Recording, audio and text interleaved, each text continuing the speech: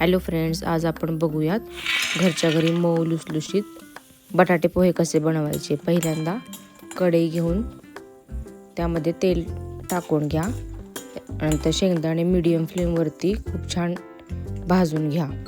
ते झाल्यानंतर एका प्लेटमध्ये किंवा वाटीमध्ये शेंगदाणे भाजलेले काढा। नंतर जिरं मोहरी चांगली तडतडू दे।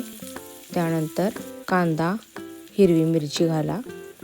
ते झाल्यानंतर फ्रेश कढीपत्ता असेल तर तो घ्या आणि छानपैकी ब्राऊन होईपर्यंत परतून घ्या।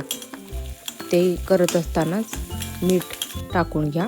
मिठामुळे कांदा लवकर मऊ होतो आणि भाजला जातो छानपैकी। नंतर एकदम छोटे छोटे कट केलेले बटाटे टाका आणि ते देखील परतून घ्या। त्यामध्ये थोडंसं चिमूटभर हिंग, नंतर हळदी हे टाका आणि छान परतून घ्या। सगळे डिटेलचे इन्ग्रेडियंट्स जे आहेत, किती मेजरमेंट, ते सगळे मी डिस्क्रिप्शनमध्ये दिले आहेत। पोहे भिजवून घ्या एका चाळणीमध्ये छानपैकी, म्हणजे ते मऊ होतात। तुम्ही भांड्यामध्ये ते भिजवून ठेवले तर ते अशी खूप तुटले जातात। त्यामुळे चाळणीमध्ये जे काही पाणी असेल ते त्यातून नितळलं पाहिजे। आणि आता हे यामध्ये शेंगदाणे आपण एक भाजलेले टाकून द्यायचे। थोडंसं वरून मीठ आणि तुम्हाला हवा असेल तर तुम्ही साखर पण ॲड करू शकता। हे टाकून छानपैकी मस्त एकजीव करून घ्यायचं आहे। हलक्या हाताने मिक्स करायचं आहे।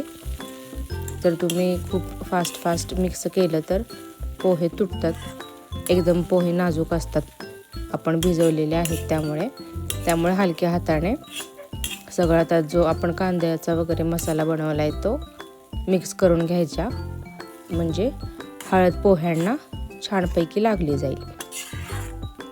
एक 5 मिनटं छानपैकी परतल्यानंतर त्यामध्ये थोडंसं पाणी ॲड करायचं आहे। पाणी ॲड केलं म्हणजे अजून थोडे एकदम लुसलुसीत छान होतात पोहे।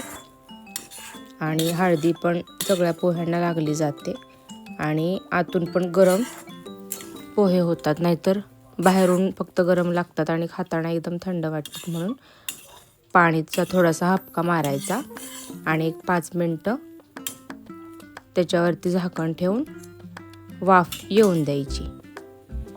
त्यामुळे खूप छान प्रकारे आतपर्यंत पोहे गरम गरम होतात आणि एकदम मऊसुद्धा होतात। ही एक टीप आहे।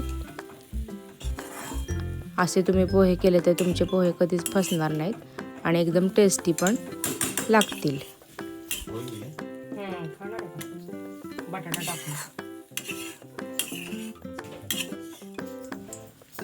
आता हे मी छानपैकी मिक्स करून घेतलेलं आहे पाणी टाकून।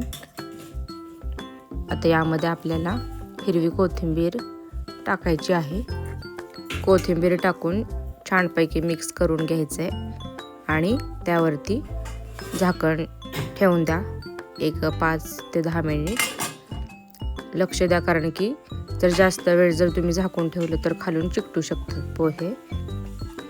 आता झाकण मी काढलेलं आहे, तर तुम्ही बघू शकता छानपैकी वाफ पण येते पोह्यांमधून आणि एकदम मऊ दिसत आहेत आपल्याला।